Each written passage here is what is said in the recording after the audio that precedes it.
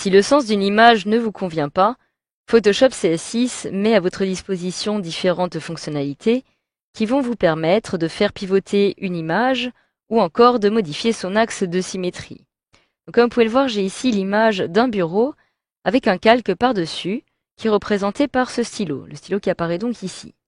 Alors le problème de cette image est qu'elle n'est pas dans le bon sens. Je souhaiterais donc réaliser une rotation de cette dernière afin de la retrouver dans le sens normal de mon image. Donc pour cela, je vais me rendre tout simplement dans le menu Images qui se trouve tout en haut.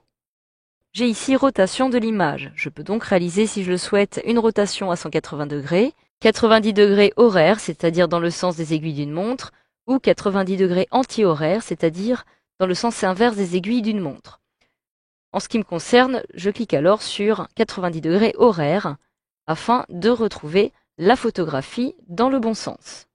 Donc voilà, je viens donc de modifier la rotation de cette image, et je peux aussi, si je le souhaite, décider de réaliser une rotation plus précise. Admettons par exemple que mon image soit légèrement décalée et que je ne souhaite pas justement réaliser une rotation de 90 degrés horaire ou anti-horaire, mais avec une valeur plus précise, je vais pouvoir le faire toujours dans le menu Images, Rotation de l'image, tout simplement en accédant à la rotation paramétrée.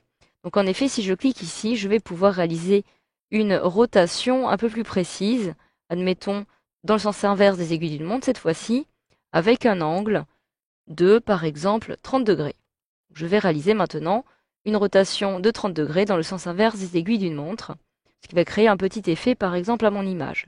Je clique alors sur OK pour valider, et j'ai donc, comme vous pouvez le voir, cette rotation qui vient donc d'être réalisée.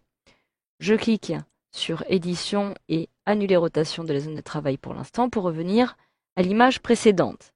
Alors le problème de ce type de rotation, lorsque je me rends dans le menu Images, est que cela ne me permet pas de modifier, par exemple, mon stylo. Alors en effet, si je clique sur le calque du stylo, que je me rends dans Images, et que je choisis une rotation de l'image, je vais en fait modifier l'image.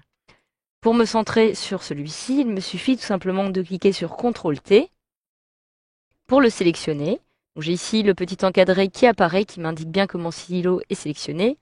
Mais si je me rends malgré tout dans le menu Images, comme vous pouvez le voir, je ne peux pas réaliser de rotation de mon stylo.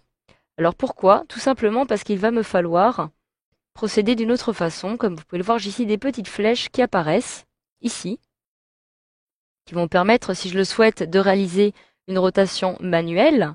En cliquant sur ces petites flèches, si je me déplace vers le bas, je vais ainsi réaliser une rotation de, actuellement, moins 34 degrés,37. Il s'agit de l'angle qui apparaît ici. Je peux ainsi réaliser la rotation de mon choix. Donc il s'agit d'une rotation précise. Mais admettons par exemple maintenant que je souhaite réaliser une rotation comme précédemment, donc de 90 degrés par exemple.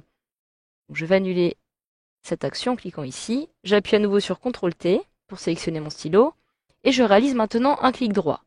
Je retrouve alors ici rotation à 180 degrés, rotation de 90 degrés horaire et anti-horaire.